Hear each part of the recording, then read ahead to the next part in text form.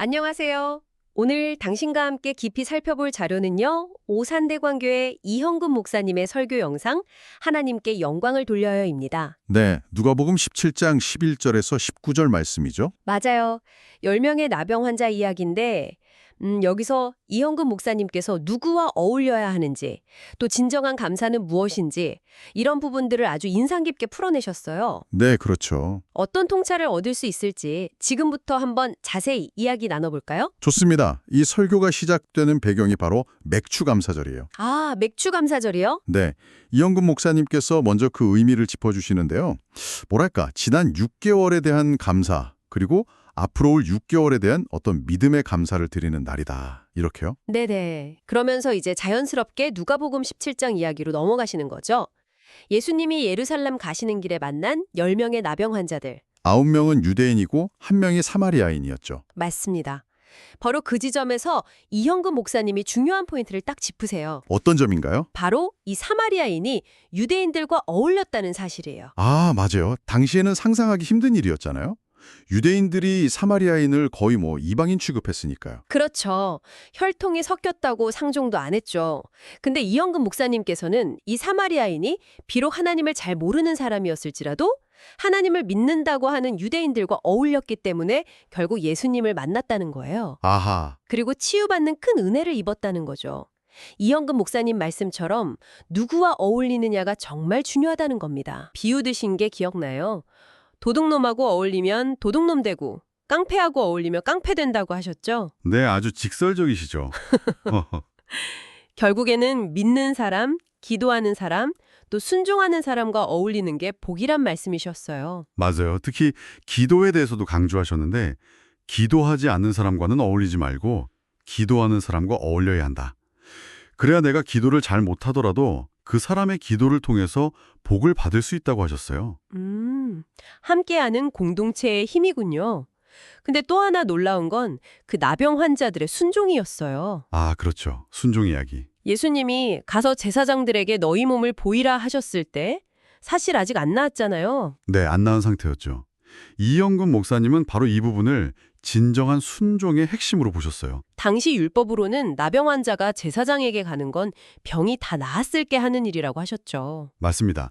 낫지도 않았는데 사람들 앞에, 특히 제사장 앞에 나선다는 건 목숨을 내놓는 거나 마찬가지였어요. 돌에 맞을 수도 있었으니까요. 정말 위험한 행동이었네요. 그러니까요. 인간적으로는 도저히 따르기 어려운 명령이었던 거죠.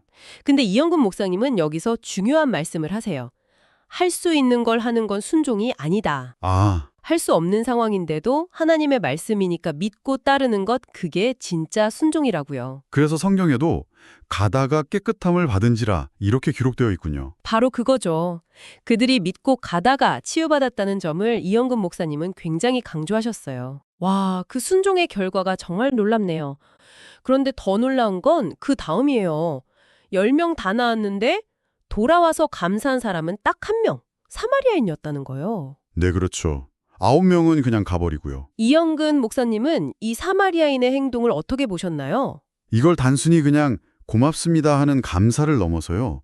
하나님께 영광을 돌리는 행위, 거의 예배와 같은 행위로 보셨어요. 예배요? 네, 특히 생각해 보세요. 자기를 무시하고 멸시하는 유대인들이 볼 수도 있는데 그 앞에서 공개적으로 예수님 발 앞에 엎드려서 감사했다는 거. 이건 보통 믿음과 용기가 아니죠. 그러네요. 정말 당당한 믿음의 표현이었겠어요. 그렇죠. 이영근 목사님 말씀으로는 이게 바로 자신의 믿음을 부끄러워하지 않고 떳떳하게 드러내는 모습이고 하나님이 정말 기뻐하시는 모습이라는 거예요. 그럼 이영근 목사님이 말씀하시는 감사의 본질은 뭘까요?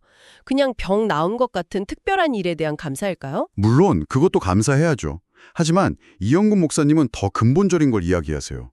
우리가 매일 아침 눈 뜨는 거, 숨 쉬는 거요. 아, 일상이요? 네, 지구가 정확하게 돌고 가족이 곁에 있는 거, 이 모든 게 당연한 게 아니라 전부 하나님의 은혜라는 걸 깨달아야 한다고 하셨어요. 병 걸렸다가 낫는 것도 물론 감사하지만 네. 아예 병 안 걸리고 건강한 건 더 큰 복이고 그래서 더 감사해야 한다고요. 듣고 보니 정말 그러네요. 그리고 여기서 이영근 목사님의 정말 강한 메시지가 나오죠. 감사할 줄 모르는 은혜는 거짓 은혜다. 와, 거짓 은혜다. 표현이 정말 단호하시네요. 네, 감사가 따르지 않는 은혜는 그 은혜의 가치를 제대로 모르는 것이고 어쩌면 진정한 은혜가 아닐 수도 있다는 거죠. 감사가 은혜를 완성시키는 거군요. 맞습니다. 감사할 때 비로소 하나님께 영광을 돌리는 것이고 이 사마리아인처럼 감사하는 사람은 육체의 치유뿐만 아니라 그 이상을 받는다는 거예요. 아, 예수님이 말씀하셨죠. 네 믿음이 너를 구원하였느니라. 바로 그겁니다. 영혼의 구원이라는 더 큰 복까지 받았다는 걸 목사님은 힘주어 말씀하셨어요.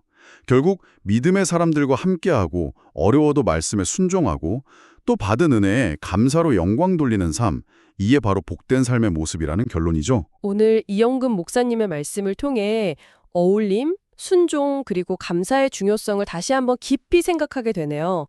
특히 감사할 줄 모르는 은혜는 거짓이라는 말씀이 계속 마음에 남습니다. 네, 참 깊은 울림이 있는 말씀이죠. 이 시간을 마무리하면서 당신께 한번 여쭤보고 싶어요. 당신의 삶 속에서 어쩌면 너무나 당연하게 여겨서 미처 감사하지 못했던 하나님의 은혜는 무엇이 있을까요? 그리고 그 은혜를 기억하며 앞으로 어떻게 감사를 표현하고 또 하나님께 영광 돌릴 수 있을지 잠시 묵상해 보시면 어떨까 싶습니다. 오늘 함께 해주셔서 감사합니다.